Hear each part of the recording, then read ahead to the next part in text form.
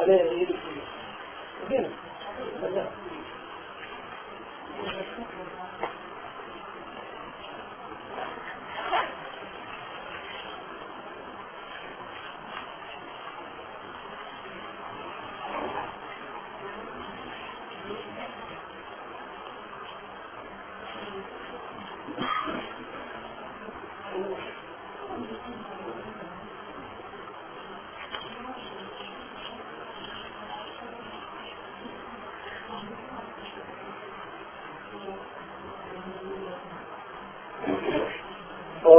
ఆప్యాయంతు మమాంగాని వా ప్రాణచక్షు స్వర్గమతో బలమింద్రియాణి సర్వాణి జగం బ్రహ్మోపనిషదం మాహం బ్రహ్మ నిరాకుర్యాం మామా బ్రహ్మ నిరాకరోత్ అనిరాకరణమస్తు అనిరాకరణం మే అస్తు తదాత్మనిరతే ఉపనిషత్తు ధర్మాస్తే మయి సంతో మయి సంతో. ఓం శాంతి శాంతి శాంతి. హరి ఓం. శ్రీ గురుభ్యో నమః. హరి ఓం.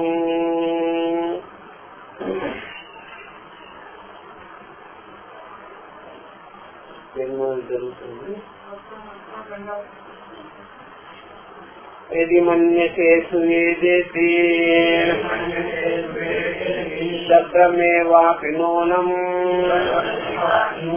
త్వం వేత్త బ్రహ్మణో రూపం యదస్య త్వం యదస్య దేవేషు అథనమేమాంశమేవ తే మన్యే విదితం.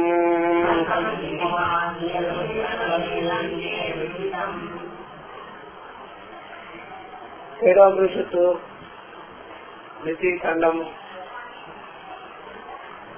పదం మంత్రము. ఆచార్యుడు శిష్యుణ్ణి తన యొక్క జ్ఞానాన్ని పరీక్ష చేసేందుకు యుక్తిపూర్వకంగా ప్రశ్నించినప్పుడు తన బుద్ధి యొక్క స్పష్టతని తెలుసుకోవాలని అనుకున్నాడు. కాబట్టి ఇలాగా నీకు అవగతమైందా లేదా అనేటువంటి విషయాన్నే తెలిసిందా లేదా అనే విధంగా అడిగాను. కానీ బాగా తెలిసింది అని సమాధానం చెప్పేటప్పటికి బ్రహ్మ విషయము ఆత్మ విషయమై ఉన్నది కాబట్టి అది అపరోక్షమైనది, అనన్యమైనది కాబట్టి ఇంకా ఇక్కడ తెలియకపోవడము అనేది ఉండదు, బాగా తెలియడం అనేది ఉండదు. అర్థాత్ బోధించిన విషయాన్ని ఆత్మ అనుభవంగా నిశ్చయం చేసుకున్నాను అని చెప్పవలసింది.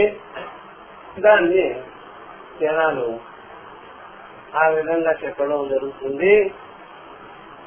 అది వేదనానుభవాల కిందగా కూడా తీసుకోవచ్చు. అది ఇంద్రియ విషయ వేద్యం అని కూడా తప్పుగా భావించుకోవచ్చు. అలాగా అనేదానికి ఆ విధంగా తెలుసుకునేదానికి కూడా అవకాశం ఉంది. విషయ జ్ఞానము, విపరీత జ్ఞానము, అగ్రహణము కూడా ఉన్నది కాబట్టి ఇది ఊరికే జరిగేది కాబట్టి ఆ దృష్టితో ఇక్కడ గురువు ప్రశ్నించారనమాట. కాబట్టి ప్రసిద్ధమైనటువంటి దృష్టాంత విషయాన్ని కూడా భాష్యకారులు చూపించారు. ఇంద్ర విదోచనుల యొక్క ప్రజాపతి వద్ద ఈ జ్ఞానాన్ని బ్రహ్మ జ్ఞానాన్ని సంపాదించేటప్పుడు జరిగిన సందర్భాన్ని కూడా ముందు పెట్టారు. కాబట్టి విరోధుడు ఏక పర్యాయ మాత్రం ద్వారానే నాకు విషయము జ్ఞాతమైంది, స్పష్టమైంది, బాగా తెలిసిపోయింది అన్నట్టుగా అనుకున్నారు. ఆ తెలిసిన విషయము ఉపాధి సహితమైన ఆత్మే తాను తెలిసింది అన్నాడు. ఎందువల్ల అక్షిపురుష జ్ఞానాన్ని ఉపాధితో సంబంధం పెట్టుకొని తెలుసుకున్నాడు.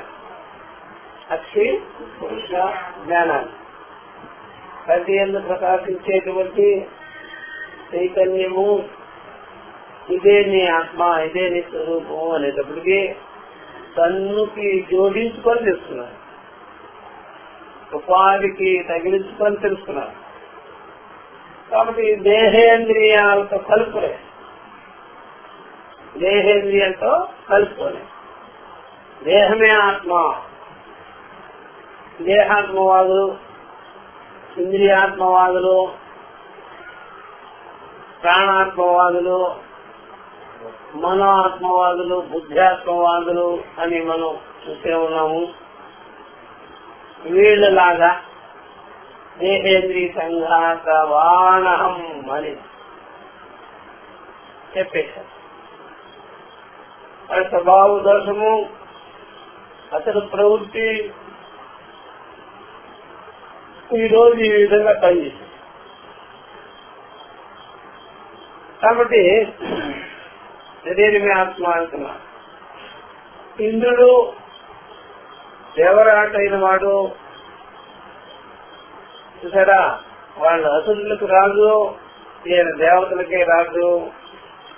ఒకసారి, 2, 3 సార్లు ఇలాగా చెప్పినప్పటికీ కూడా మాటికి ఆయన దాని మననాలను కిందకు పెట్టుకోరు.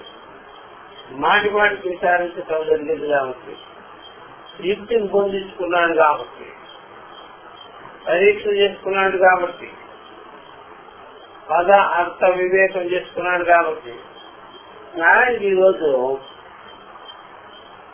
క్రమంలో చెప్పిందే చతుర్థ పర్యాయము 4వసారి అన్నిసార్లు తిరిగాడు ఆయన. ఈ యొక్క జ్ఞానాన్ని స్పష్టం చేస్తారు.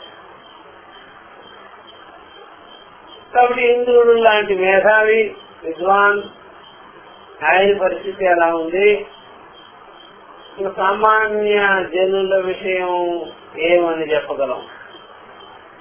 యస్య బ్రహ్మచ క్షత్రంచ ఉభే భవతబోధన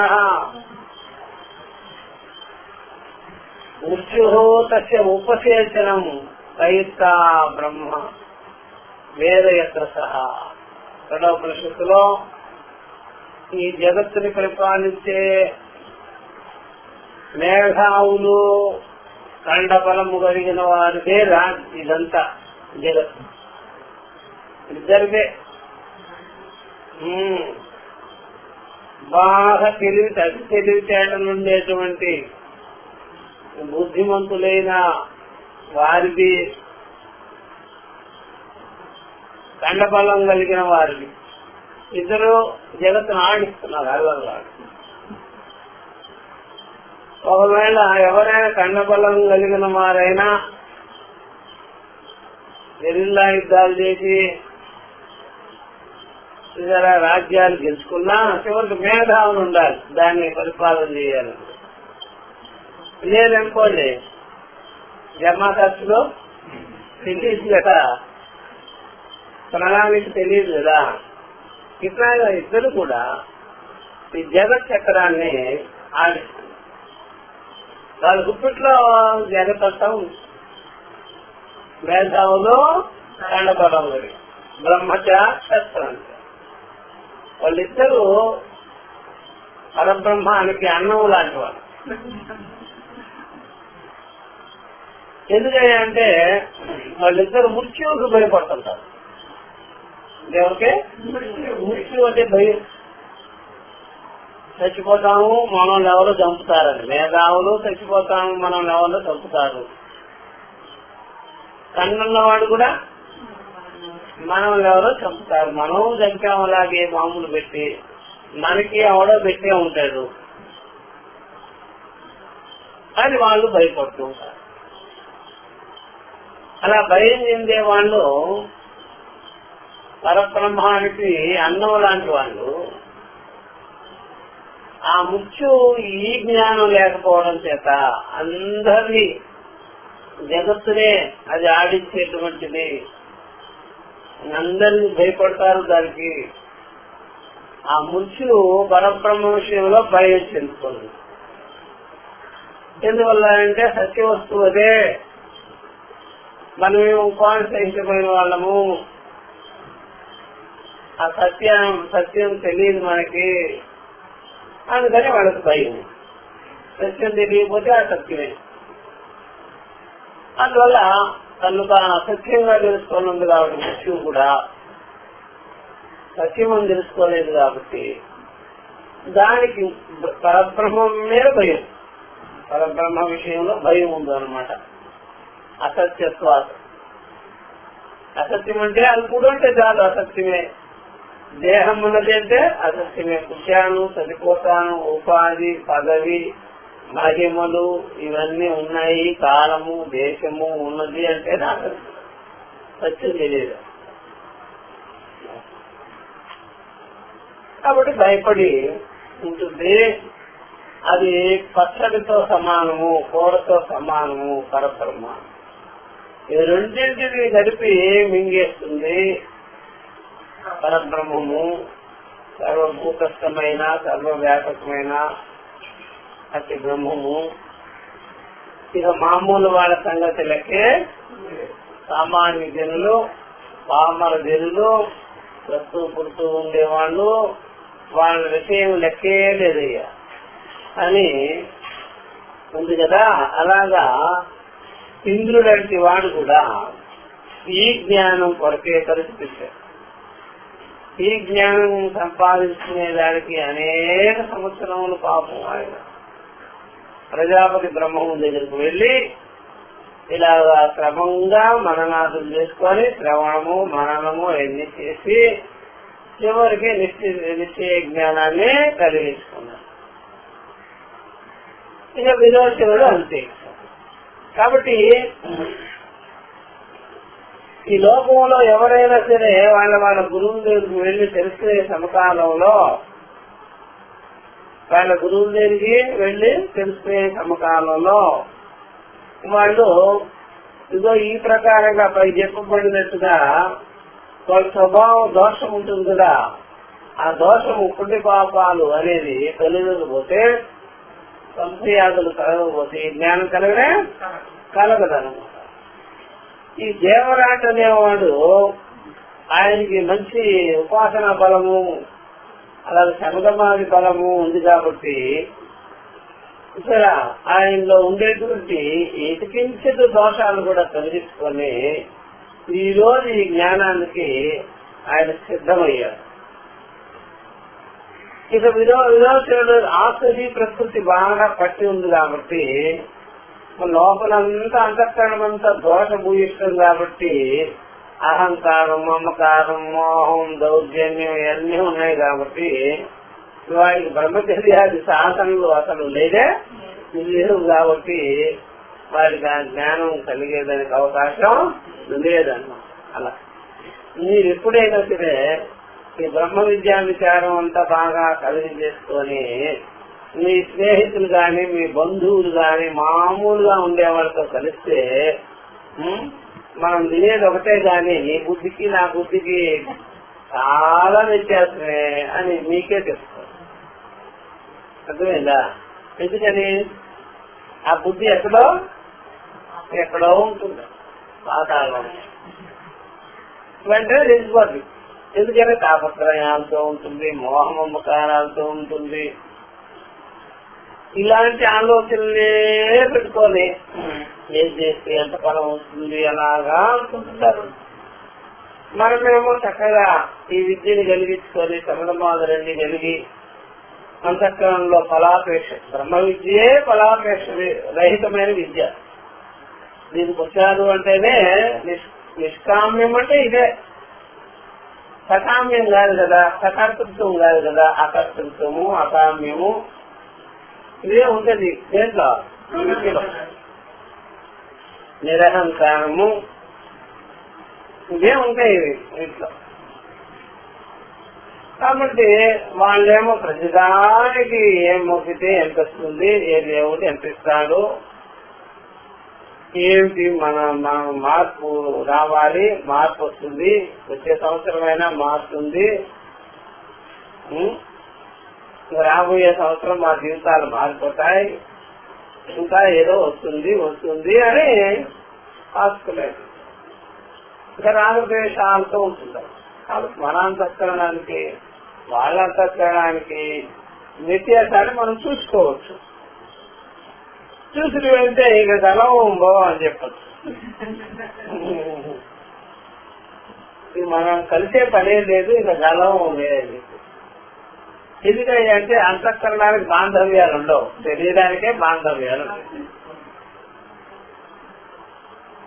వాళ్ళ రక్తం మనమైనా ఎక్కించుకోవచ్చు, మన రక్తం వాళ్ళకైనా ఎక్కించేయవచ్చు, కానీ అంతఃకరణ శక్తి కాదు, అంత సులభం కాదు.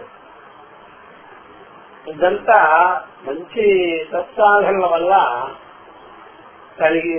కలిగి ఉందన్నమాట. అది వెంటనే కలిగేది కాదు, దానికి చాలా బ్యాక్గ్రౌండ్ ఉంటుంది. సత్సాధన ఎంతో ఉంటుంది. అది ఆటోమేటిక్ గా అప్పటికప్పుడు ఎదుర్కొంది కాదు కదా. శమలమానులు, ఏకాగ్రత ఇన్స్టెంట్ గా ఏర్పడేది కాదు. అది మనం తెలుసుకోవాల్సినటువంటి విషయం. అట్లా కాబట్టి ఎప్పుడైనా సరే అలాగా భావించుకోకూడదు, అది బాగా తెలుసుకోవాలి.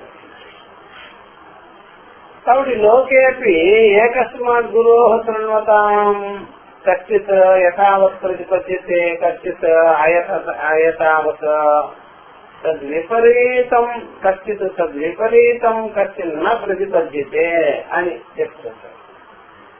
లోకంలో ఒకనొక గురువు దగ్గరికి వెళ్ళి మనం విచారిస్తున్న సమకాలంలో శృణ్వతాం కచ్చిత్ యథావత్ ప్రతిపద్యతే చెప్పే సమకాలంలోనే ఒకనొకడు ఉన్నట్టుగా తెలుసుకుంటారు.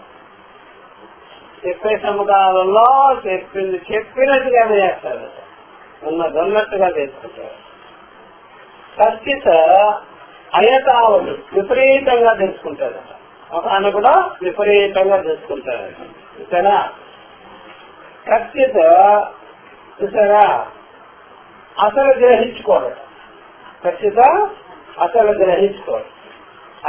అయతావతో కచ్చిత్ విపరీతం సత్యత్ నా ప్రతిపద్యత. చూసారా, ఒకటి తెలుసుకోవాలి అట్లాగా. ఎందుకంటే అత్యంత మూఢత్వానికి కిమపి నా ప్రతిపద్యత, అత్యంత మూఢత్వం ఉంటుంది కాబట్టి అస్సలు తెలియదు అనమాట. అది కచ్చిత్ యథావత్ ప్రతిపద్యత అంటే ఒకనొకడు ఉన్నదన్నట్టుగా చెప్పినట్టుగా తెలిసేసుకుంటాడు. అహమస్మి బ్రహ్మ. మరొక్కడు ఏం చేస్తాడంటే అయతావత్ అది అక్కడ చెప్పింది ఒకటైతే వీడు గ్రహించుకున్నది ఒకటి, విపరీతంగా గ్రహించుకుంటుంటాడు. ఆయన చెప్పేది ఒకటైతే ఈయన ఏం తెలుసుకునేది ఒకటి. అందుకనే ఇప్పుడు మనం బ్రహ్మ విద్య అంటారు, దీని పేరు బ్రహ్మజ్ఞానం అంటాం. బ్రహ్మజ్ఞానం మనం చెప్తే కొంతమంది ఏం చేస్తారంటే విద్యార్థులు, అబ్బా ఇంత కాలానికి నేను బ్రహ్మ విద్య గురించి బ్రహ్మదేవుడి గురించి తెలుసుకున్నా స్వామి, ఇంకా నాకు ఇద్దరు గురించి చెప్పాలి. ఏంటమ్మా అలా అంటున్నారు, ఏంటి ఇద్దరు గురించి అంటే విష్ణువుని గురించి చెప్పాలి, శివుని గురించి. నాదే తప్పు నేనే తప్పు చేశా. చూసారా, అంటే వాళ్ళకి ఆల్రెడీ ప్రింట్ అయింది అంటే బ్రహ్మ విష్ణు మహేశ్వరుడు, అదట ఇది. అమ్మునాయనో తర్వాత ఆ తర్వాత మిగిలిన బెటాలియన్ అంతా కవై ఉంటాయి. కాబట్టి బ్రహ్మము అంటే అసలు రెండవది కానిదమ్మా.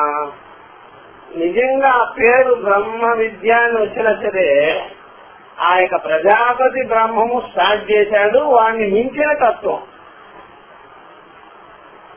కాబట్టి యో బ్రహ్మాదేవానాం ప్రథమస్థం బభూవ విశ్వస్య కర్త భువనస్య గోప్త సబ్రహ్మ విద్యాం సర్వ విద్యా ప్రతిష్టాం అసర్వాయ దేశ పుత్రాయ ప్రాన్నప్పుడే ఆ ప్రజాపతి బ్రహ్మం విద్యను మొదలుపెట్టాడు. ఈ విద్య పరాపర విద్య, ఆత్మ విద్య, ఏకత్వ విద్య, పరిపూర్ణ విద్య. అందుకని ఆ పేరు అలా అన్నామే కానీ ఆ విద్య మాత్రం పరిపూర్ణమైనది. అంతేగాని ఉపాధిష్టమైనటువంటి ఆ యొక్క త్రిమూర్తుల్లో ఒకరి విద్య కాదు, ఏం కాదు. త్రిమూర్తులు లేనిది, కాణదేశాలు కానిది, దేవతలు కానిది, రాక్షసులు కానిది, కేవలం నిత్య శుద్ధ బుద్ధ ముక్త స్వరూపమైనటువంటి బ్రహ్మ విద్య. అట్లా అనుకుంటారు. అయతావత్ ప్రతిపద్య సచ్చిత్ విపరీతం, విపరీతంగా ఒకటైతే రెండులాగా సచ్చిత్ నా ప్రతిపద్యతే. ఒకదాన్ని కూడా అసలు తెలుసుకోడు, బుద్ధే పనిచేయదు. అట్లా ఉంటుంది ఆ స్థితిలో. ఇంకా ఏం చెప్పాలండి ఈ విషయాన్ని గురించి? కిము వక్తవ్యం అతీంద్రియం ఆత్మతత్వం. ఇక ఏమని చెప్పాలి?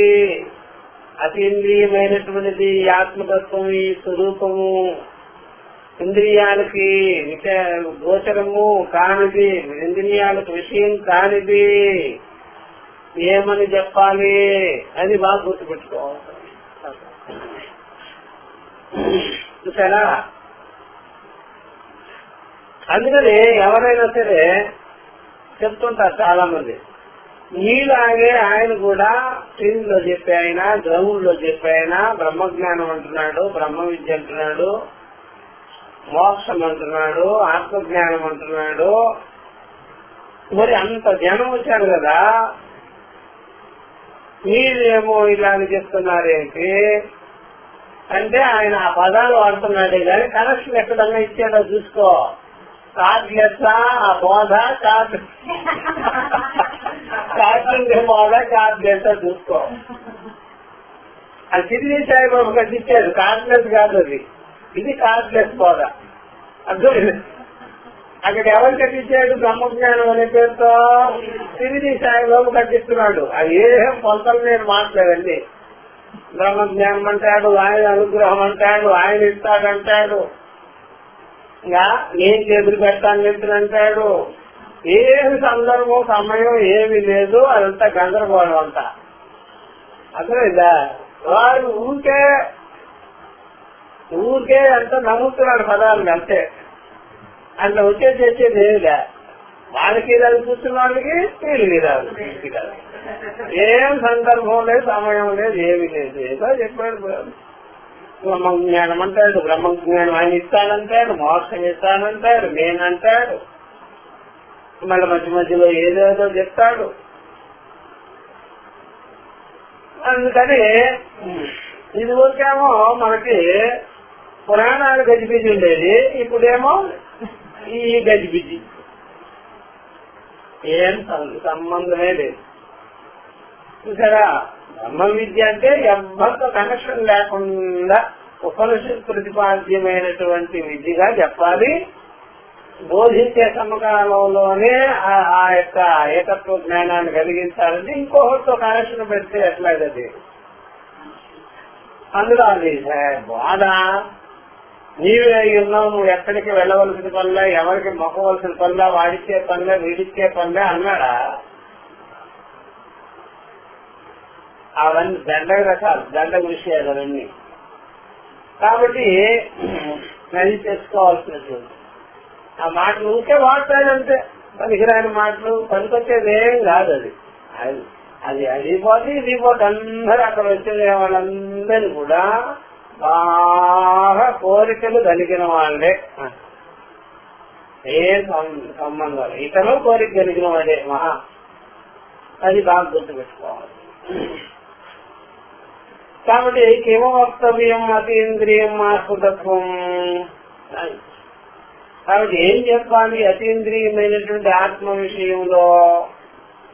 కాబట్టి అక్కడ ఈ విప్రతిపన్న, ఇక్కడ చాలా మంది విరుద్ధ వాదాలు ఉన్నాయి.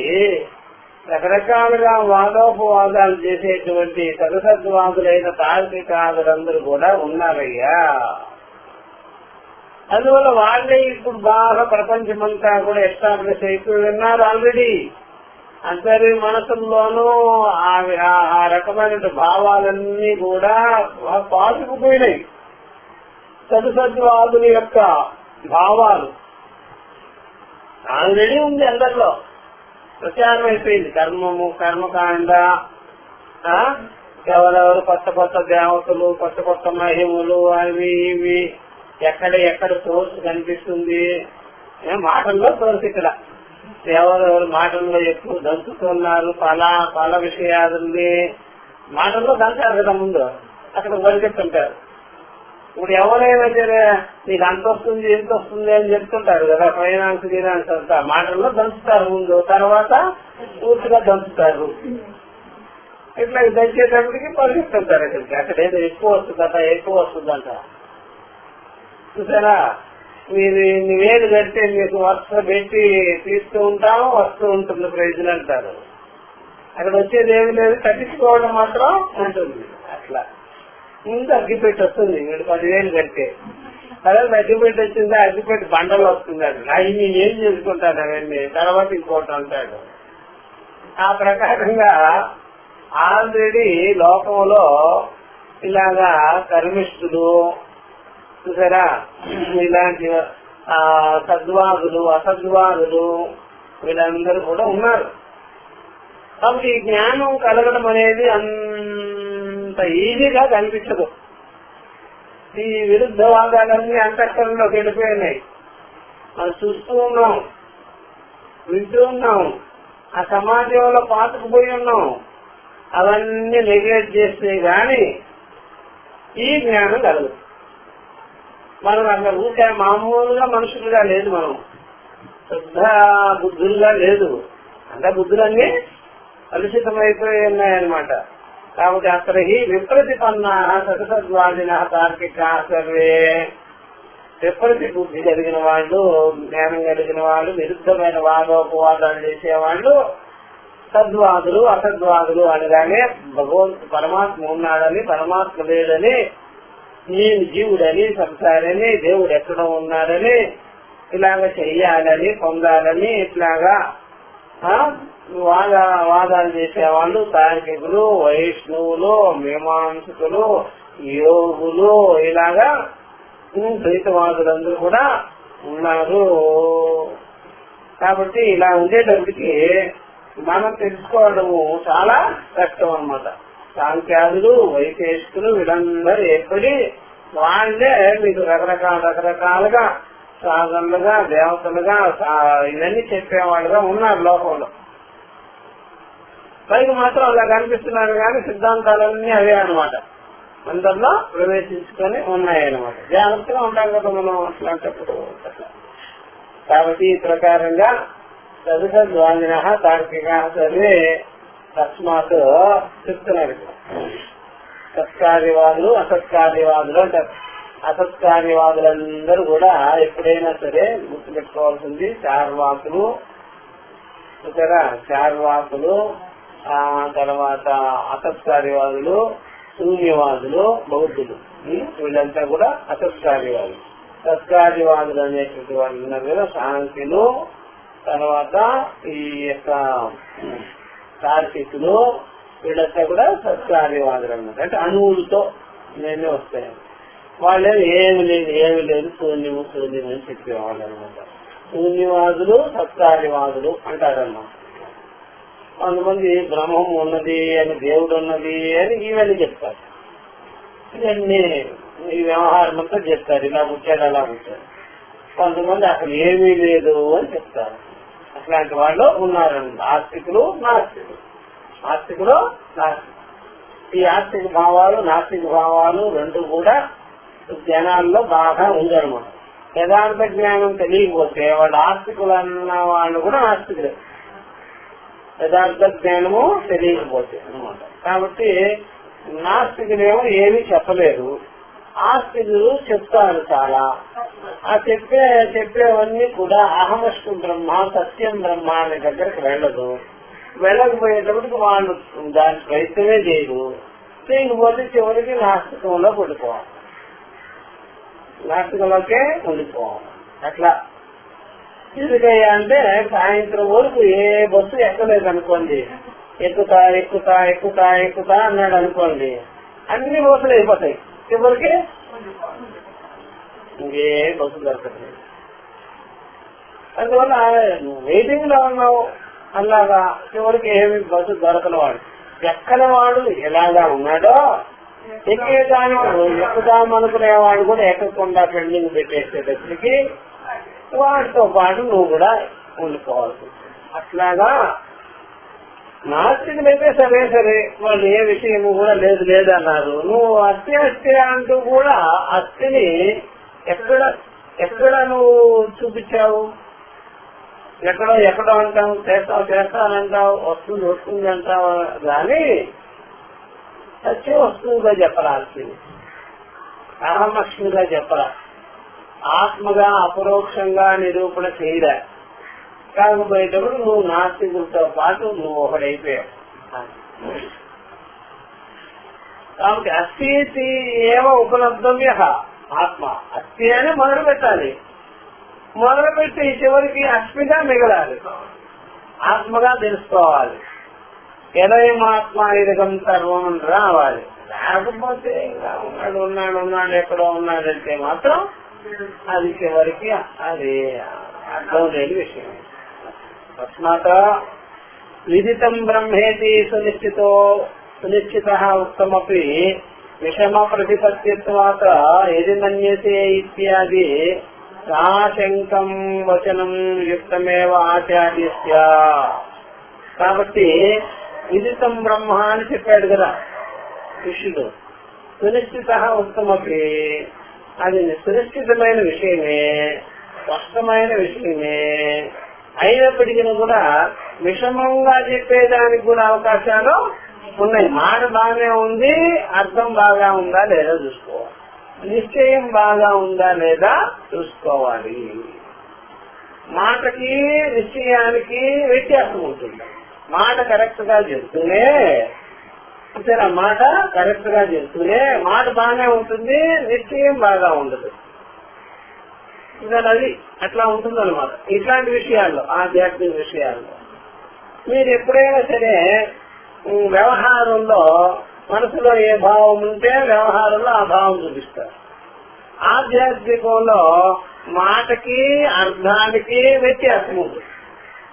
మాటకి అర్థానికి వ్యత్యాసం ఉంటుంది. ఈ దేవుడు ఒక్కడే ఉన్నది అని చెప్తాం, దానికి ఇది కూడా అల్లా అంటాం, సకల గందరగోళం వస్తుంది. ఇంకొకటి ఏం చేస్తాడు, ఇంకొక పేరు పెడతాడు. చూస్తారా, అసలు నీ పేరులే గాని అవన్నీ నువ్వు అలా అనుకుంటున్నావే గాని అసలు ఎక్కడో ఉన్న వాడి గురించి ఎంత ఇన్ఫర్మేషన్ ఎలా చెప్పావు? ఎక్కడో ఉన్నప్పుడు ఎంత ఇన్ఫర్మేషన్ ఎలా వచ్చింది? అందువల్ల ఇన్ఫర్మేషన్ ఎంత చెప్తున్నావు అంటే మెసేజ్ ఇక్కడే ఉండాలి. అది అట్లా నువ్వు అనుకోవు, చెప్పినా అనుకోవు. కాబట్టి ఇన్ఫర్మేషన్ ఇక్కడదైతే, మెసేజ్లన్నీ ఇక్కడదైతే, ఇక్కడ మాటలైతే ఇక్కడే ఉండాలి. అది ఇక్కడ వదిలిపెట్టి ఉండదు. దేవుడు పరిపూర్ణుడా కాదా అంటే పరిపూర్ణుడు అన్నప్పుడు ఇది వదలదు కదా.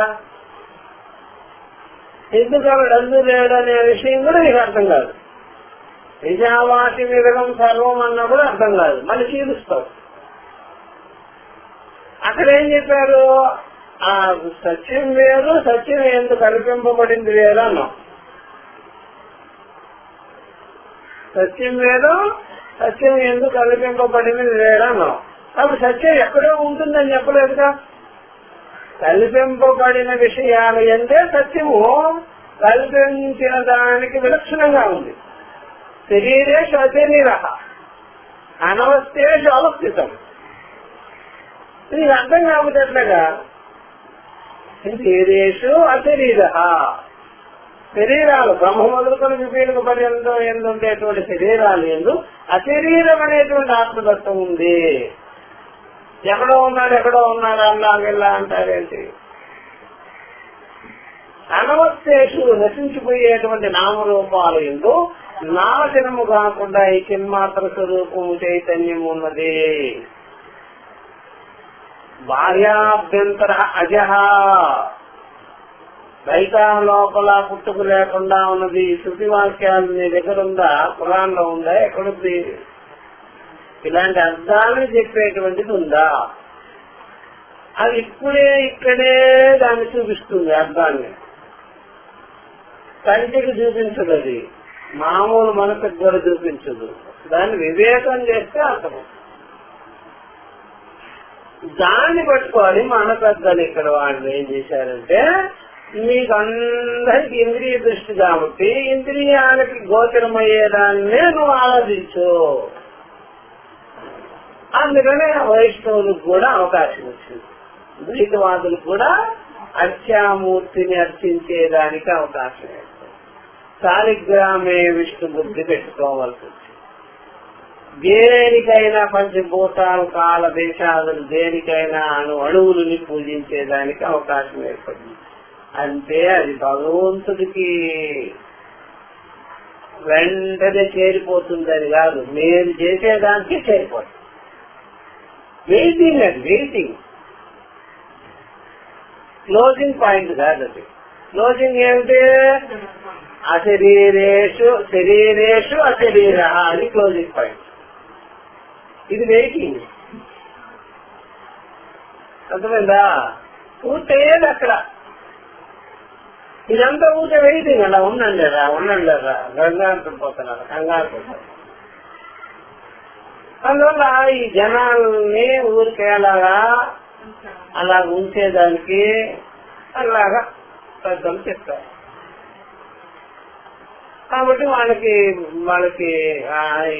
బుద్ధికి బాగా అనుకూలంగా కలగల, సమర్థత, అధికారిత్వం రాల. దానికి ఇదంతా వచ్చింది. ఇప్పుడు మనం చూసేదంతా ఇదే ఎక్కువగా కనిపిస్తుంది.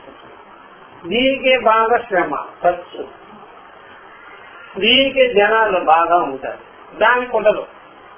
అప్పుడు దాన్ని బట్టే తెలుస్తుంది వీళ్ళంతా అర్హత లేని వారు. అర్హత లేని వారు ఎక్కువ మంది, అర్హత కోసం ఉండేవాళ్ళు తక్కువ మంది, అర్హత వచ్చేసిన వారు అతి తక్కువ మంది. ఇట్లా 3 కేటగిరీలు ఉంటాయి అన్నమాట. అది తెలియదు చాలా మంది. అందువల్ల అర్హతని కలిగించుకున్న వారు ఇవన్నీ కూడా కాదు అంటారు. అర్హత కోసం ఉండేటువంటి వాళ్ళు ఇది వద్దులేండి, మాకు అది కావాలి అంటారు. అర్హత లేని వారందరూ మేమేమి చేయలేక ఈ దీంట్లోనే ఉన్నాం, మాకు ఇదే జాలే అనుకుంటారు. అందుకని వెయిటింగ్ అంటే అలాగే ఉంచారు మనుషులు. కాబట్టి తెలుసుకోవాల్సింది అన్నోరణీయాన్ మహతో మహీయాన్ ఆత్మాసి జంతో నిహితో గుహాయాం తమక్రతు తం అక్రతు పశ్యతి వీత శోకో భవతి తం ఆత్మానం స్వాత్మానం అక్రతు అకామీ పశ్యతి అహమస్మితి. అకామి అనువా, అకామి కాదుగా, అనంతకామి. అకామి కదా, అకామి అయిన వాడికే అర్థమవుతుంది, అవగతమవుతుంది. జనాలంతా అకామిగా ఉన్నారంటమ్మా. ఎంత కామం ఉంది, ఎంత కోరిక పెట్టుకోవాలి, అది చేయాలి, అది పొందాలి, ఇది చేయాలి, అవన్నీ పోవాలి అంతఃకరణలో.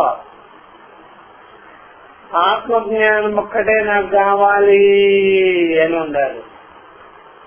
ఎవరిని మొక్కినా అది,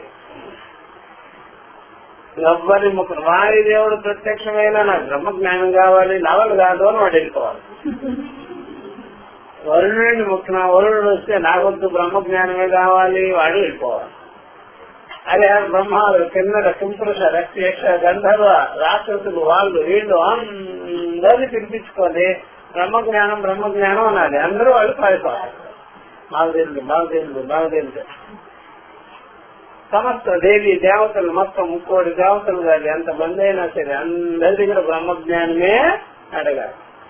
అయితే అందరూ ఎర్ర జెండా వెళ్ళిపోవాలి.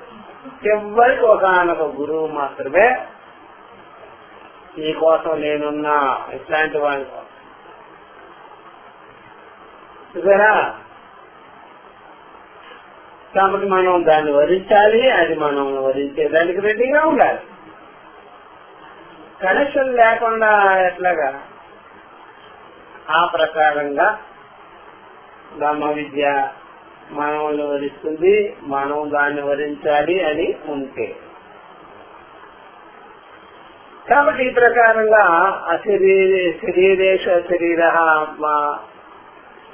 శరీరాలు ఎందు అశరీరమై ఆత్మ చైతన్యమై ప్రకాశిస్తుంది అసంగమై అనవస్థేషు నశించిపోయే నామరూప విషయాలలో నాశనం లేకుండా అని అణువుల్లో కూడా చిత్ చైతన్యం వ్యాపించుకోండి.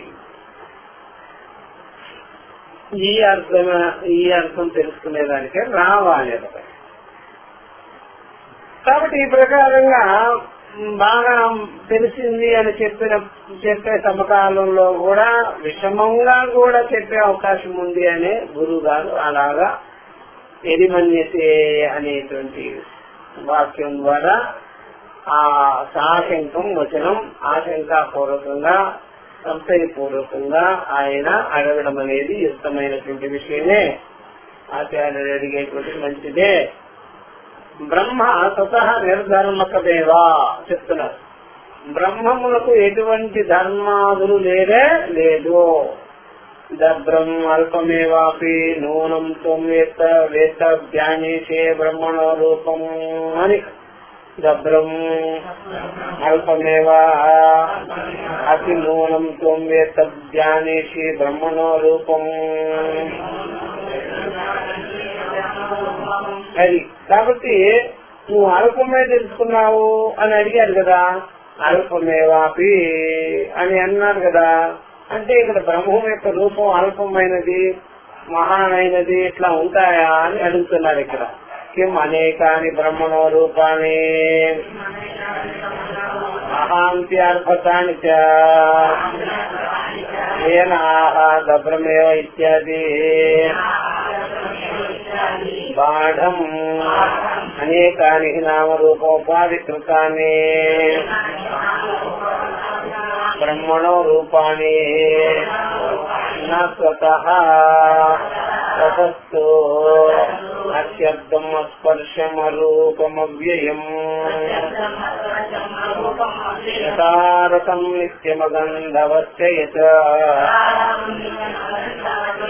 ఇది శబ్దాదిభిః సహ రూపాన్ని ప్రతిసిద్ధ్యంతే. కాబట్టి ఈ ప్రకారంగా అనేకమైన బ్రహ్మలు ఉన్నారా? చాలా మంది బ్రహ్మలు ఉండబట్టి ఆ విధంగా మీరు నువ్వు కొద్దిగానే తెలుసుకున్నావు, ఇంకా తెలుసుకోవాల్సింది చాలా ఉంది అంటున్నారా? మహాంతి చాలా, అల్పకాని స్వల్పమైనది అని ఈ ప్రకారంగా బ్రహ్మ విషయం ఉన్నదా? ఏ నాహ దబ్రమేవు ఈ కారణం చేత మీరు కొద్దిగానే తెలుసుకున్నారు, స్వల్పంగా తెలుసుకున్నారు అంటున్నారు అంటే బాఢం అవును అంటున్నారు. అవును అంటే ఏదో కొద్దిగా తెలుసుకున్నారంటే కొద్ది బ్రహ్మం తెలుసుకున్నారు, పెద్ద బ్రహ్మం తెలుసుకోలేదు అనే కాదు అర్థం. మీరు నామరూపాలు తెలుసుకున్నారంటే తెలుసుకోవాల్సిన దాన్ని వదిలేసినారు. అనేకాని నామరూపోపాధి కృతాన్ని బ్రహ్మణ రూపాన్ని బ్రహ్మము ఎందుకు కల్పితమైనటువంటి కార్య బ్రహ్మంతో సహా ప్రతీనక పర్యంతం అనేక నామరూపోపాధులు ఉన్నాయి. ఇదంతా పరబ్రహ్మము ఎందో నిర్వికారమైన నిత్య శుద్ధ బుద్ధ ముక్త స్వరూపమైన సద్రూపమైన బ్రహ్మము ఎందే పరమాత్మ ఎందే చైతన్యం ఎందే కల్పితమై ఉన్నది. నువ్వు 5 ఏళ్ళు తెలుసుకోవాలని తెలుసుకున్నాను అంటున్నావా ఏంటి? అది కూడా అపరపాటు. కాబట్టి అనేకాని నామరూపోపాధి కృతాన్ని బ్రహ్మణ రూపాన్ని. ఎప్పుడైనా బ్రహ్మం అన్నప్పుడు అహమస్మి బ్రహ్మ అని అవగతం కావాలి కదా. అహమస్మి బ్రహ్మ అని అవగతమైతే రెండో వాడు ఉండనే ఉండడు. తనకంటే అన్యమైన వస్తువు పరిపూర్ణమైనది మరొకటిగా ఉండదు. అలాంటప్పుడు ఎవరితోనూ సంబంధం పెట్టుకోకూడదు, ఎవరు లేరనమాట. మళ్ళీ ఇంకొకరు ఉన్నారనుకోండి, మళ్ళీ నామరూపాలే మీరు గుర్తించారు. మీరు గుర్తించిందంటే అంటే నామరూపాలు. నామరూపాలంటే ఏమో ఇంకా ఉన్నాయన్నమాట. మీరు తెలుసుకున్నది బ్రహ్మ విద్య కాదు, బ్రహ్మజ్ఞానం కాదు. ఇంకా మాట్లాడుతున్నారు, మీలో ఉండే అర్థమంతా అదే. ఏదో ఒకటి వేదనానుభవాలన్నమాట. ఏదో ఒకటి కనిపిస్తుంది, అట్లా ఏదో ఒకటి కనిపిస్తుంది. మీరు చూసే సమకాలంలో, ఎవరినైనా విగ్రహాన్ని చూసే సమకాలంలో విగ్రహంలో నుంచి ఒక తేజస్సు మీ లోపలికి వచ్చినట్టుగా అనిపించింది అనుకోండి, అదే మీ బ్రహ్మం అనుకోండి. అదంతా కూడా ఒక మానసికమైన వేదనానుభవం, భ్రాంతి కదా ఇదంతా. అలాగే మీరు కూడా విగ్రహంలో కలిసిపోయినట్టుగా అనిపించవచ్చు. అది కూడా భ్రాంతే కదా. దాన్ని బ్రహ్మ విద్య అనుకుంటే ఎట్లాగా, బ్రహ్మం అనుకుంటే ఎట్లాగా. ఇలాంటివన్నీ అంతఃకరణంలో విపరీత వికార ప్రత్యయాలన్నీ కూడా లేస్తుంటే దాన్ని మీరు ఇట్లా అనుకోవచ్చు కూడా. అందుకే నీకు తెలిసింది నించాను అని చెప్పేసినారు వాడు. అంతే. అనేకానికి నామరూపోపాధి కృతాన్ని బ్రహ్మణ రూపాన్ని ఈ విధంగా బ్రహ్మం ఎందుకు కల్పింపబడినవన్నీ ద్వైత విషయ సముదాయం, జాతి గుణ క్రియా విశేష సముదాయం అంతా కూడా దాన్ని పట్టుకొని అలా అనుకున్నావేమో. స్వత బ్రహ్మమునకు పరమార్థముగా దాని యందు జాతీయ విజాతీయ సకట భేద రహితమై ఉన్నది. దానిలో ఏం లేదు. స్వతః స్వరూపత అది అద్వితీయమైనది, నిరవయమైనది, నిత్యమైనది, దానికంటే అన్యం మరొకటి లేదు. అట్లా తెలుసుకున్నావా? లేకపోతే ఏమేమో నువ్వు వేదనానుభవాలు పట్టుకొని ఇట్లాగా అంటున్నావా? అది నాకు తెలియదు. కాబట్టి ఇక్కడ టిప్పణి అవుతుంది. అద్వితీయ నిర్విశేషత్వమే బ్రహ్మణ తాత్వికం రూపం. ఉన్నదన్నట్టుగా టిప్పణి, ఉన్నదన్నట్టుగా యథార్థ స్వరూపం ఏమిటాయి అంటే అద్వితీయమైనది, నిర్విశేషమైనది, ఆత్మే బ్రహ్మం. ఇక్కడ అన్యత్ సర్వం అతాత్వికం అల్పం. ఇక మిగిలినవన్నీ అతాత్వికమైనది, తత్వస్వరూపం కాదు, అల్పమైనదే. అలాంటివన్నీ చేసుకొని బ్రహ్మం బ్రహ్మం అంటున్నావా? అది మనకు తెలియవలసింది. నాకు తెలిసిపోయింది అన్నట్టు అర్థమైందా? అట్లా.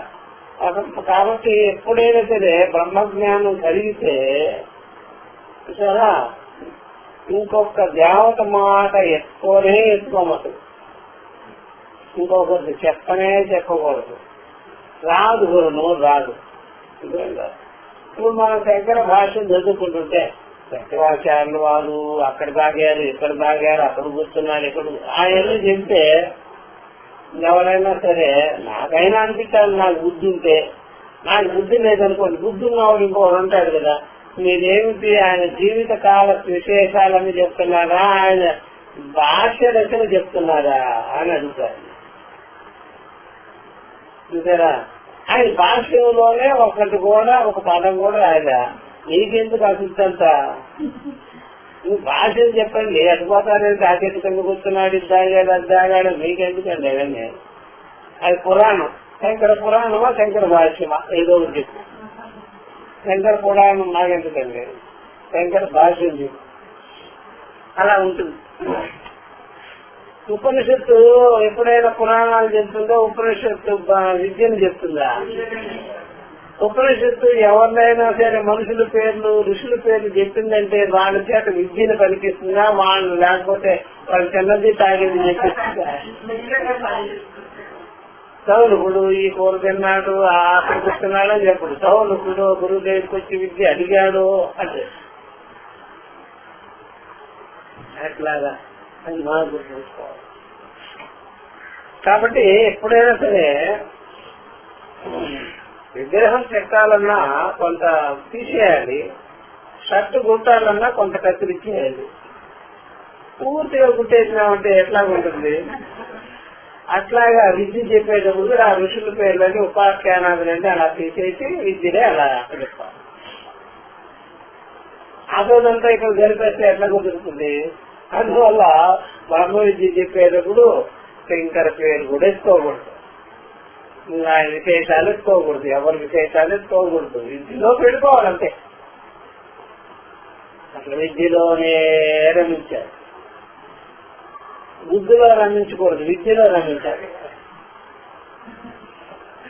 అర్థమైందా? అట్లా. కాబట్టి ఈ ప్రకారంగా స్వతహా ఆ బ్రహ్మము యందు ఆత్మ యందు ఏదీ లేదు.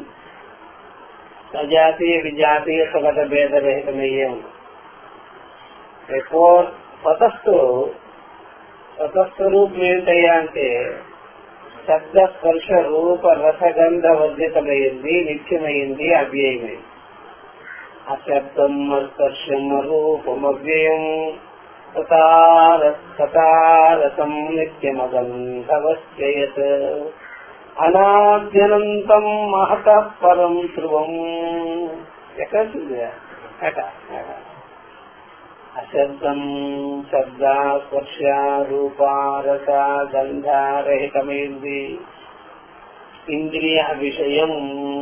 ఇంద్రియ విషయం అంటే అంతఃకరణ అవిషయం. నిత్యం. నిత్యమన్నా సత్యమన్నా సర్వకాల సర్వావసరం ఏకరూపం. అవ్యయం అవినాశి. ఇదే స్వరూపం. ఇదైనా పెట్టుకోవచ్చు. తటస్థ నిత్య శుద్ధ బుద్ధ ముక్త స్వరూపం బ్రహ్మ అని కూడా పెట్టుకోవచ్చు. అక్కడ వాళ్ళు విశేషాలు నెగేట్ చేయాలి కాబట్టి శబ్దస్పర్శ రూప రసగంధాది రహితం త్యాగి గుణ క్రియ విషయ వర్జితం అది చెప్పాలి. ఏదో పాయింట్ పెట్టాలి అక్కడ. జాతి గుణ క్రియ విశేష రహితం అది చెప్పు. లేకపోతే శబ్దస్పర్శ రూప రసగంధాది రహితం చెప్పు. లేకపోతే నిత్య శుద్ధ బుద్ధ ముక్త స్వరూపం బ్రహ్మం స్వతః అని చెప్తాం. ఇది శబ్దాది సహ రూపాన్ని ప్రతిషిధ్యంతే. శబ్దాదులంతా కూడా శబ్దస్పర్శ రూప రసగంధాదులని కూడా ఈ బ్రహ్మము యందు నేనే లేవు అని తెలుసుకోవాలి. అంతేకాని అవన్నీ వేసుకొని కూర్చొని ఇవన్నీ చెప్పేదని ఎలా కుదురుతుంది? అందుకని తీసేసినట్లయితే మహా బాగా తెలుసుకున్నాను అని చెప్పేదానికి వీళ్ళనే లేదు. నన్ను ఏనైవ ధర్మేణ చెప్తున్నాను. నన్ను ఏనైవ ధర్మేణ యద్రూప్యతే తదేవ యస్య రూపే తస్య స్వరూపమితి.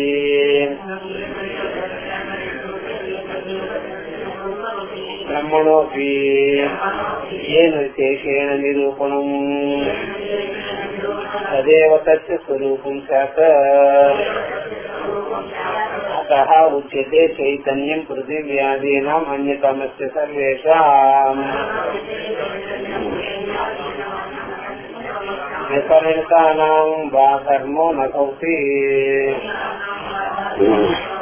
అది కాబట్టి నన్ను ఇక్కడ చెప్తున్నారు. అయితే మరి ఏన ఏవ ధర్మేణ యద్రూప్యతే, ఏ ధర్మంతో అయితే ఏది తెలియబడుతుందో కనిపిస్తుందో తదేవ తస్య స్వరూపమితి, ఆ ధర్మంతో ఉండేదే అది అయిపోతుంది.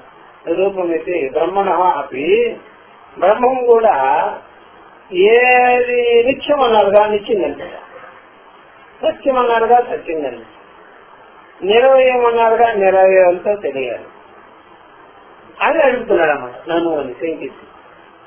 దేనికి ఏ రూపమో ఆ రూపంతో దర్శనం ఇస్తుంది. సువర్ణం సువర్ణం అన్నారు కదా, బంగారాన్ని సువర్ణమే, మంచి వర్ణమే కదా. అట్లాగే నిత్యం అన్నారు కదా, ఏది ఏది అసలు నిత్యం అంటే నువ్వేమనుకున్నావు చెప్పు? సత్యం ఏది ఏది సత్యం అంటే నువ్వేమనుకున్నావు చెప్పు? అదే నీకు అర్థాలు లేవు లోపల. నిత్యం సువర్ణానికి అర్థం ఉంది నీ దగ్గర, ఘటం అర్థం ఉంది, వృక్షం అర్థం ఉంది, శబ్దాల విషయాలు అర్థం ఉంది, సుఖదుఖాల విషయాలు కూడా భావనలు ఉన్నాయి నీలో. నిత్యం అనే దానికి అర్థం ఇంతవరకు నీ అంతఃకరణంలో పడనే. సత్యం అనే దానికి అర్థం కూడా నీ అంతఃకరణంలో ప్రతిఫలించిన రోజు అంతఃకరణమే పోతుంది. జాగ్రత్త. ఎందుకంటే మాటలు నీ దగ్గరే ఉండిపోయేవి, కొన్ని మాటలు బయటకి ఎంత చెప్పినా బయటకి సంబంధించి, కొన్ని మాటలు నీ మనసులోకి వచ్చి కూడా బయటే సంబంధం వాటికి. కొన్ని మాటలు నీ దగ్గరకు రాగానే అది నీదయ్యి నువ్వు అయ్యి ఉంటావు. అది ఇక్కడ సత్యం అనేది నీ అంతఃకరణలో జరగానే అంతఃకరణమే బయటికి వెళ్ళిపోవాలి. దేహేంద్రియ భావాలే బయటికి వెళ్ళిపోవాలి. అది నీది సత్యం నిత్యం. అందువల్ల సత్యం అనేది అంతఃకరణంలో ప్రకాశించి నిలబడి ఇంకా మనసును అలా ఉంచటము, ఇంద్రియాలను అలా ఉంచటము, శబ్దాన్ని అలా ఉంచటము అది కుదరని పని. కుదరదు. నిప్పు ఇంటి మీద పడగానే అలా ఉండదు, ఐదు ముక్కలాగా కాలుస్తుంది. అలాగే సత్యం అనేది అంతఃకరణలోకి రాగానే అంతఃకరణాన్ని అసత్యంగా చూపించేస్తుంది. ఆత్మైవ సత్యం అని చెప్తుంది. అందుకని ఇంతవరకు నీ దగ్గరకు రాలేదు. ఏది సత్యం అనేది అర్థం రాలే ఇంతవరకు. చూసారా?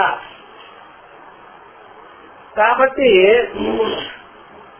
తాళం తప్ప నువ్వే, తాళం చెవి రాలే ఇంతవరకు. తాళం తప్ప నువ్వే, తాళం చెవి రాల. అది రాగానే తాళం కప్పు ఓపెన్ అయిపోతే నువ్వు సత్యం అని తెలుస్తావు. ఆ అర్థం చెప్పేటువంటి మాట నీలోకి రాలేంతవరకు. వచ్చిన రోజు ఈ మనసు, బుద్ధి, అహంకారము, చిత్తము ఇవన్నీ ఉండవు. అందుకనే తాళం కప్పు పెట్టుకోవాలి ఉన్నావు నువ్వు. ఇప్పుడు నువ్వు తాళం కప్పే, తాళం వేసేసి ఉన్నారు. అసత్యం అనే మాట రాగానే ఓపెన్ అయిపోతావు నువ్వు. ఓపెన్ అయిన వెంటనే ఇవన్నీ వెళ్ళిపోతాయి. కాబట్టి ఏది దేని ధర్మం అవుతుందో అది ఆ రకంగా కనిపించాలి కదా అని నువ్వు అన్నావు. కాబట్టి బ్రహ్మము యొక్క రూపం కూడా అదే కదా కావాలి అని అడిగావు. అదే కావాలి కదా అని. బ్రహ్మణోపి ఏన విశేషేణ నిరూపణం తదేవ తస్య స్వరూపం సార్. ఏ విశేషాలతో మనం చెప్తామో అదే దాని స్వరూపం అవుతుంది, అదే దాని యొక్క రూపం అవుతుంది కదా, దాని ధర్మం అదే కదా.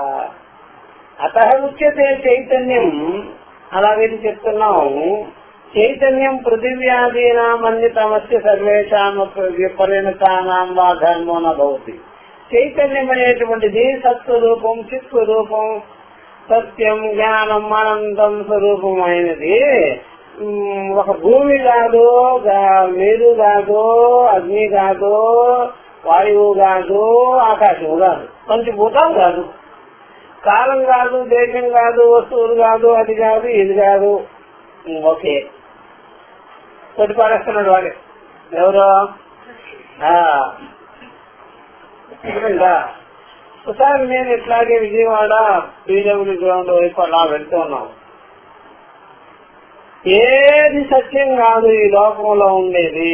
పురాణాలు సత్యం కాదు, బైబుల్ సత్యం కాదు, ఖురాన్ సత్యం కాదు, అది కాదు, ఇది కాదు, ఉపాసన సత్యం కాదు, ధ్యానం సత్యం కాదు, జపం సత్యం కాదు, తపం సత్యం కాదు, యోగం సత్యం కాదు అని చెప్పగానే వెళ్ళేవాడిని ఆగా. అబ్బా ఎంత మంచి మాటలు ఆయన. కల్కి భగవాన్ ఒక్కడే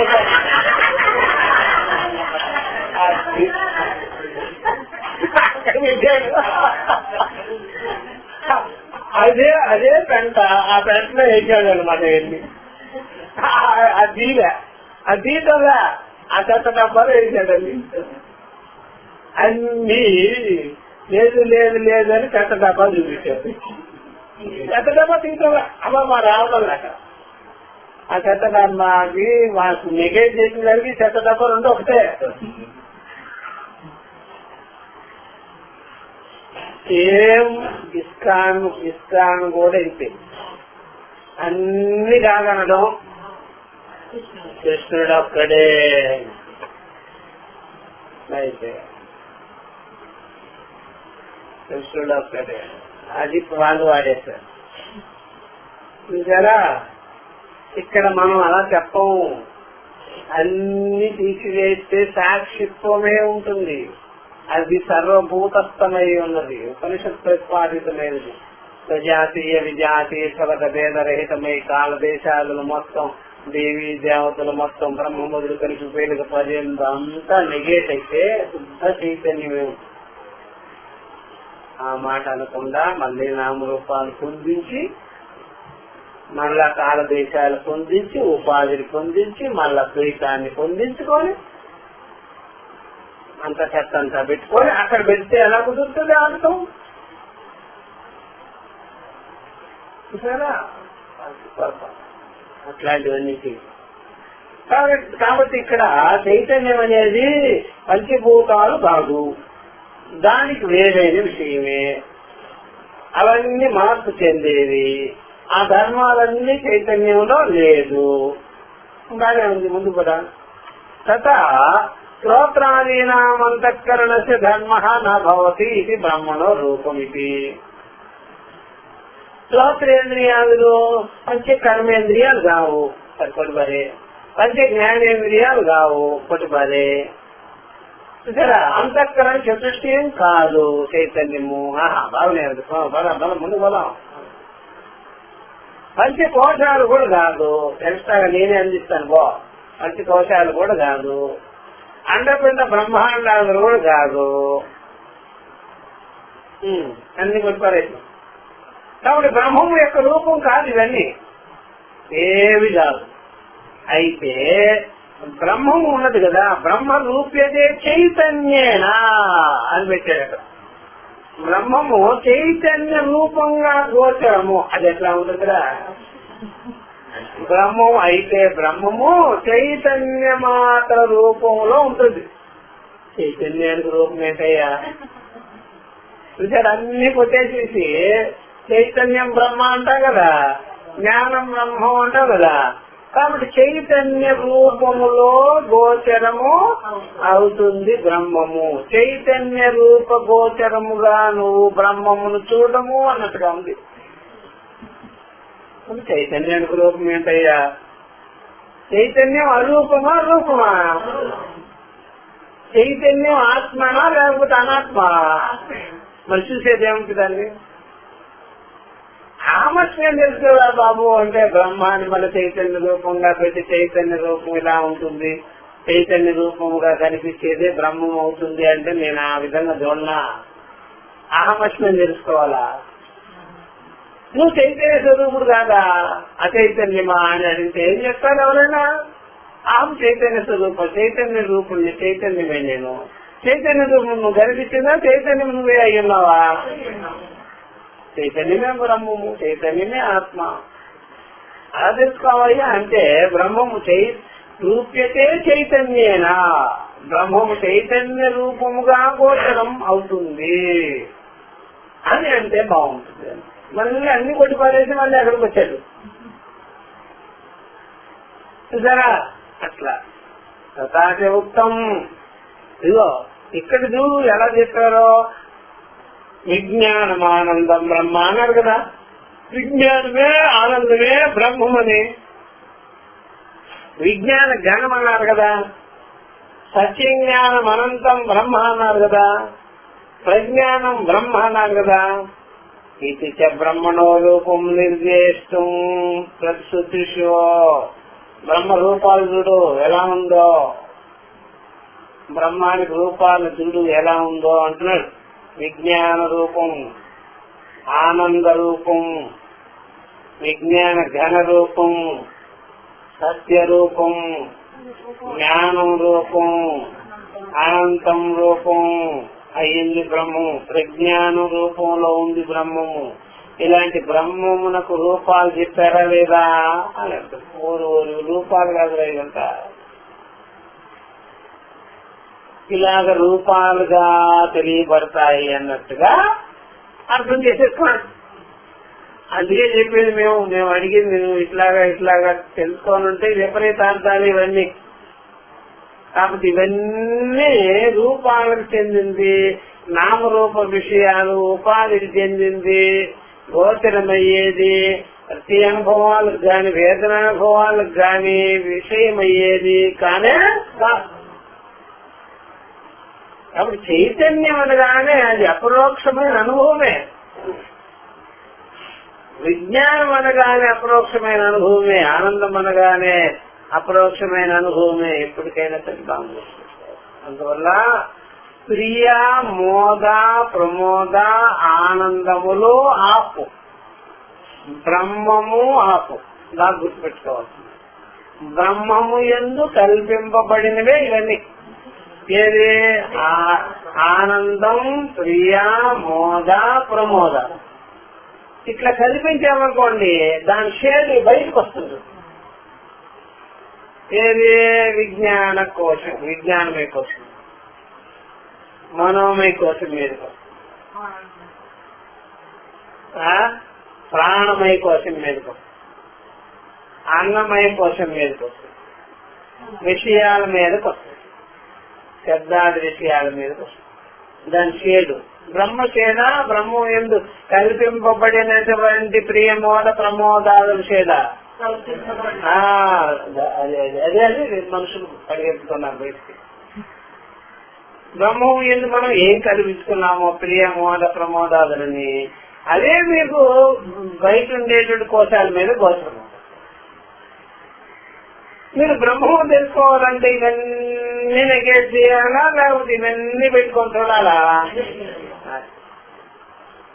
కాబట్టి అన్నమయ, మనోమయ, ప్రాణమయ, మనోమయ, విజ్ఞానమయాదులు ఎలా నెగేట్ చేశామో ఆనందమయ దగ్గరకు కూడా వచ్చి ప్రియ, మోద, ప్రమోద, ఆనందం కూడా నెగేట్ చేయాలి. బ్రహ్మం ఒక్కడే తెలుసుకోవాలి. బ్రహ్మం ఎందు ఆనందం చూడకూడదు. బ్రహ్మం ఎందు ప్రియ మోదాదులు చూడరా. మీరు ప్రియ మోద ప్రమోదాదులు ఈవెన్ ఆనందం అంతా కూడా ఇతర కోశములు ఎందు ఇతర విషయాల మీదే చూశారు. బ్రహ్మం ఎందు చూడలేదు. బ్రహ్మమే ఆ ఆరోపాలకు ఆధారం.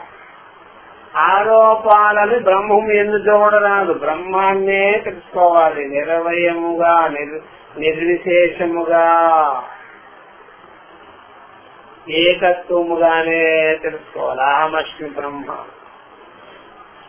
అహమస్మి ఆనంద అని కూడా అనరాదు. కాబట్టి బ్రహ్మమునే తెలుసుకోవాలి.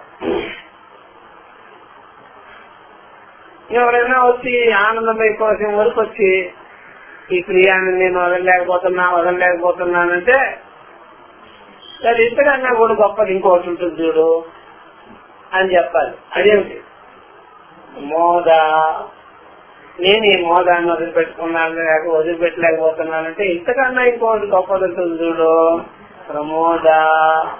ప్రమోదం నాకు బాగుంది, దీన్ని వదిలిపెట్టలేను అన్నాం అనుకోండి ఆనంద. అబ్బో ఆనందమే ఆనందం, ఆనందమే ఆనందం, నేను వదిలిపెట్టలేను అన్నాను అనుకోండి. ఇంతకన్నా ఒక్కటి ఉన్నది, దాన్ని తెలుసుకుంటే నువ్వు ఇవన్నీ వదిలివేయవలసి. ఇంతకన్నా మూలమే అదేమిటి? అహమస్మి బ్రహ్మ అని తెలుసుకో.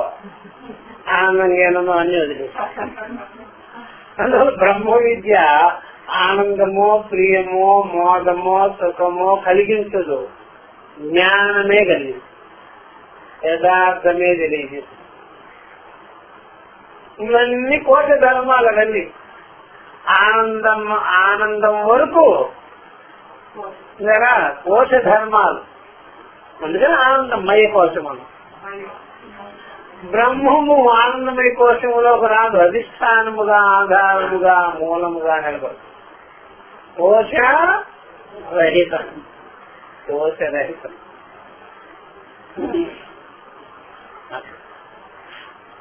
ఇప్పుడు కొన్ని వస్తువులు, ఒక కుర్చీకి కూడా ఎప్పుడైనా కాళ్ళు అలా బిగించుంటారు. మీరు ఎప్పుడైనా సరే ఈ పై స్టూలు కాళ్ళు బిగించుంటారు, అట్లా తగిలించుంటారు. ప్లాస్టిక్ వస్తుంటాయి కదా ఇప్పుడు. అదేమిటి ఇలా ఇచ్చారనుకోండి కాలు కిందే ఉంటుంది. అది కాళ్ళతో పాటు ఇచ్చారనుకోండి వస్తుంది. అట్లాగే ఆనందం కోసం ఎత్తినట్లయితే బ్రహ్మం అక్కడే ఉంటుంది, ఆనందం లేస్తుంది. బ్రహ్మాన్ని తెలుసుకున్నారనుకోండి ఇవన్నీ లేదు. కాబట్టి బ్రహ్మాన్ని తెలుసుకోవాలి కానీ ఆనందం ఒకటి లాగారనుకోండి బ్రహ్మం అక్కడే ఉంటుంది, మీకు ఆనందం అవన్నీ తిరిగి ఉంటుంది. కాబట్టి బ్రహ్మాన్ని తెలుసుకున్నారా, ఇవన్నీ దాని ఎందే దానికంటే వేరుగా ఉండనే ఉండదు. అందుకని ఆ బ్రహ్మజ్ఞానం కలిగించుకోగానే మాంస ఒక్క బ్రహ్మజ్ఞానంతోనే అన్ని పొందుతాడు, అన్ని తనకంటే వేరుగా ఉండవు. వాస్తవమే. ఎందుకు సారంటే మనసును నొక్కేస్తుంది. ఏ మనసు అయితే కోరికలతో ఉంటుందో ఆ మనసును నొక్కిబట్టేస్తుంది బ్రహ్మం ఎందుకు. కాబట్టి మనసుకి వ్యాపకంగా ఉన్నది బ్రహ్మజ్ఞానం, బుద్ధికి వ్యాపకంగా ఉంది, అహంకారానికి వ్యాపకంగా ఉంది. మనసులోనే కదా కలిగేది ప్రియ మోద ప్రమోదాలన్నీ కూడా. బ్రహ్మజ్ఞానం కలిగిన వెంటనే బ్రహ్మజ్ఞానమే వాటిని కవర్ చేసేసి ఉంటుంది. కాబట్టి సోస్మృతే సర్వాన్ కామాంత, ఇంకా వాడికి పొందవలసింది ఏమి ఉండనే ఉండదు. బ్రహ్మజ్ఞానం కలిగించుకోలేదనుకోని ఆనంద ప్రత్యయమే మీ దగ్గర ఉంటే ఇంకా కావాలి, ఇంకా కావాలి, ఇంకా కావాలి. రొటీన్ అక్కడే తిరుగుతుంటారు మీరు, ప్రియా మోదా ప్రమోద కోశాల్లో.